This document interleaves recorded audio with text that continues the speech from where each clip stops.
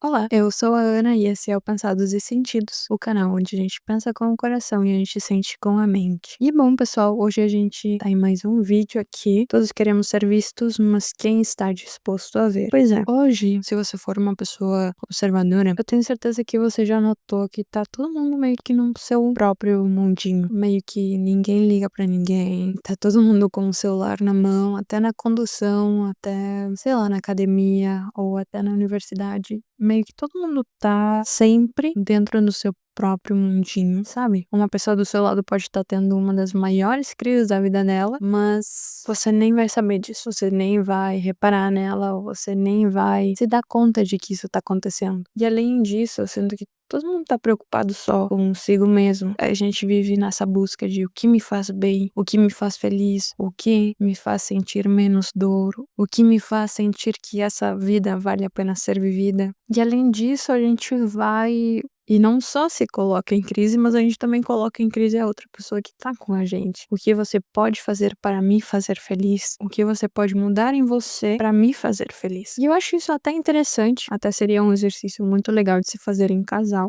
E isso é uma sugestão que eu dou, porque eu não tenho nenhum casal, não sou parte de nenhum casal, mas acho até que é interessante, mas aqui no sentido de o que você pode fazer para me fazer feliz, em um sentido de ver isso só de uma forma sua, só desde a sua perspectiva. Eu só me importo em você me fazer feliz, eu não me importo em fazer você feliz. Meio que se dá uma maior importância para aquilo que você pode mudar em você para me fazer feliz, do que realmente o que eu também posso fazer para fazer você feliz. E não é de agora, mas eu sinto que a gente tem meio que nesse subconsciente coletivo essa ideia que ela é muito perpetuada pelo cinema. Honestamente, pelos filmes, né?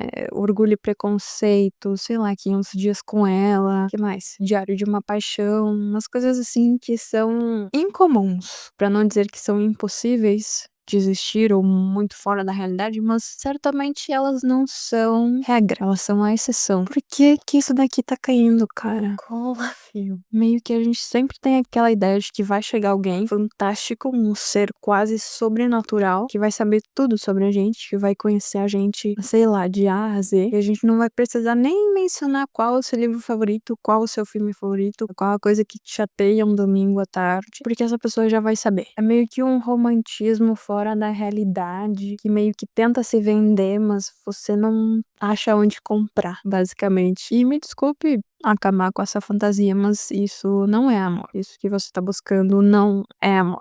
Isso é basicamente seu ego dizendo o quanto você gosta das coisas que você gosta e o quanto que você gostaria que outra pessoa também gostasse das mesmas coisas que você. E que além disso, essa pessoa, ela seja atraente pra você. Isso, meus amigos, não é amor, isso é egoísmo. E isso até pode servir pra fazer uma ou duas gracinhas assim nos filmes, mas na realidade a gente não encontra isso. E se a gente encontra, como eu já falei, é exceção, não é a regra. E eu sinto assim que a gente ainda nesse subconsciente coletivo romântico tá esperando alguém chegar, alguém especial, esse alguém que para aqueles que já viram How I Met Your Mother é o The One, que o Ted basicamente sempre tá falando, maybe she's the one. Talvez ela é ela. Assim, eu gosto muito de How I Met Your Mother. Eu só acho o Ted um bobão, assim. Mas eu gosto muito. Então, como eu tava falando, meio que a gente sempre tá esperando que o The One chegue. A gente espera que essa pessoa, ela vai chegar. Que essa pessoa vai chegar para nos ver. Então, a gente vai se sentir visto. A gente vai se sentir encontrado. A gente vai se sentir decifrado. Porque essa pessoa, ela consegue entender as suas fraquezas. Aquilo que te faz forte. Aquilo que te faz chorar. E aquilo que te faz sorrir. Você não vai precisar explicar o seu livro favorito pra ela ou pra ele. Porque ele já vai ter lido. Ele já leu esse livro. E assim, agora a gente entra num maior dilema ainda. Porque, sei lá, faz o que? Quantos anos? 50 anos? 50, 60? Não, sei lá, faz menos de 100 anos que nós seres humanos entendemos o conceito de casar por amor e não pra dar continuidade ao sangue da família. E com isso veio o dilema de a gente saber o que é o amor, o que realmente é o amor, porque se agora eu não vou casar por conveniência ou por perpetuar o meu sangue ou por seja qual outra, sei lá, razão financeira, por que eu vou casar com alguém? E se é por amor, o que é realmente o amor? E aí tá a questão. Se você não sabe o que é o amor, Como você tem certeza que aquilo que chegou na tua porta ou aquilo que chegou de surpresa é amor? Como você tem certeza disso? E, pois é, eu me faço a mesma pergunta. É uma pergunta bastante recorrente na minha vida, mas até agora eu não consegui achar uma resposta certa. Não acredito que exista resposta certa ou errada, mas eu ainda não achei a resposta que me fosse suficiente. Então, quando eu tiver algo que pareça realmente uma resposta, talvez eu venha aqui fazer um vídeo. Mas por enquanto, não. Eu também não tenho resposta. Mas eu acho que eu tenho um pouquinho, sim, de uma visão que pode te ajudar a deixar de ver o amor dessa forma tão idealizada e tão romântica que, sei lá, você vê nos filmes. E eu acho que uma das melhores ferramentas para se desfazer, ou não necessariamente desfazer, mas se desapegar do amor ideal, idílico, romântico, é a empatia. É a gente parar de querer que sempre esse amor seja sobre a gente, sobre nós mesmos. Que o amor por essa pessoa seja só sobre mim. Que eu só quero ser visto, quero que alguém me veja, eu quero que alguém me ame. Deixar de se colocar como primeiro nessa ordem de coisas que é o amor entre duas pessoas, sabe? E do lado contrário, você tem a individualidade, o egoísmo. E ambas as coisas matam o amor. Não só o amor romântico, o amor que você tem pelos seus amigos, o amor que você tem pelos seus irmãos, o amor que você tem pelos seus pais. Todo tipo de individualidade acaba por matar o amor, seja ele qual tipo de amor ele seja. Mas como qualquer recurso, a empatia também ela pode ser usada tanto para o bem como para o mal. A empatia nada mais é do que você ter esse exercício de pensar ou fazer uma aproximação daquilo que a outra pessoa está pensando, sentindo no lugar dela. É o que a gente costuma dizer, né? A gente se colocar nos sapatos de outra pessoa, a gente tentar fazer uma aproximação do impacto daquilo que a gente falou, ou do impacto que a gente fez ou causou naquela pessoa por ter falado aquilo que a gente falou, por ter feito aquilo que a gente fez. E além disso, não só fazer essa aproximação, tentar entender o que tá se passando na cabeça da outra pessoa, mas também dessa forma tentar entender aquilo que ela precisa ouvir, tentar entender aquilo que ela quer ouvir.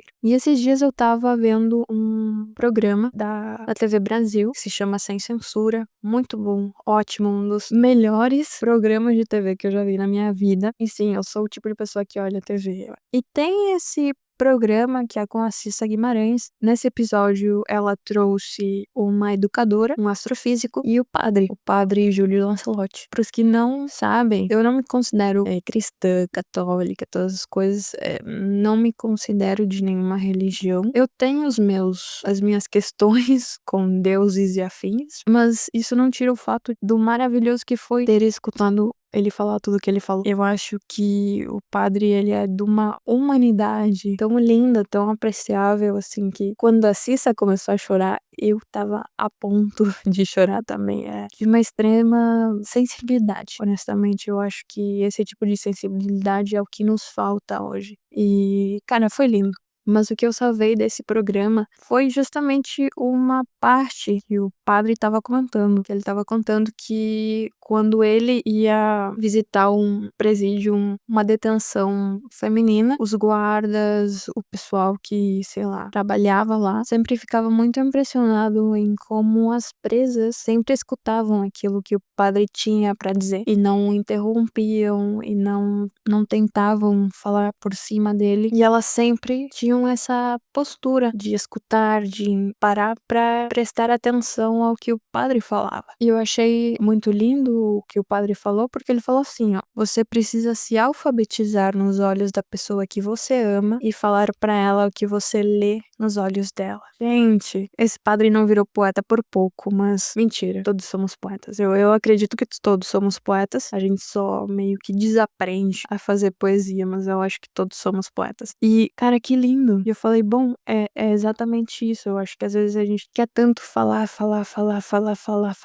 mas quem para pra escutar? Pra escutar, pra entender aquilo que te dói, aquilo que te faz pensar toda uma noite. Quem para pra prestar atenção nisso? Pra logo te dar uma mensagem, pra logo te falar aquilo que ela leu nos teus olhos. E eu acho que é um pouco disso. Eu acho que é bastante difícil na sociedade que a gente vive tentar deixar de pensar em si e somente sobre si, mas é um exercício que eu acho que não vale só pra, não sei, aqueles que esperam um amor romântico, mas o amor que vem de outras partes também. Sei lá, você não precisa aprender toda a gramática de uma pessoa. Talvez você só aprendendo as consoantes e as vogais, você consiga dizer algumas palavras pra ela. Algo que ela entenda. E eu acho que isso vai bem com aquilo que a gente estava comentando num dos primeiros vídeos do canal, que é justamente tu aprenderes a língua da outra pessoa para te comunicar com ela. Só assim realmente você vai conseguir entender o amor.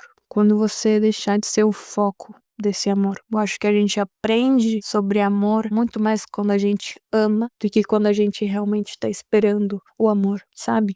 É essa a mensagem que eu tenho pra vocês essa terça. E eu espero que vocês tenham gostado, gente. Se você achou que eu tô falando alguma abobrinha por aqui, pode colocar nos comentários, não tenha nenhum medo de fazer isso. Como eu já falei em prévios episódios aqui do canal, você pode usar o comentário tanto para concordar comigo como para discordar. Esse é um espaço aberto para todos compartilharmos as nossas opiniões. E bom, se você gostou do vídeo, eu peço encarecidamente que você deixe a sua curtidinha, seu like. Além disso, convido você pessoalmente para você vir conhecer o canal e se inscrever, e também para as pessoas que já estão no canal. Se você quiser, você pode comentar alguma coisa, uma opinião, sei lá, um parágrafo, ou se você é tímido também, emojis também, a gente começar a fazer uma comunicação com emojis, não tem nenhum problema. Tem algumas pessoas que são um pouquinho mais tímidas e tá tudo bem com isso, mas sim, os comentários são uma das formas mais legais e mais eficientes da gente mostrar pro algoritmo que esse conteúdo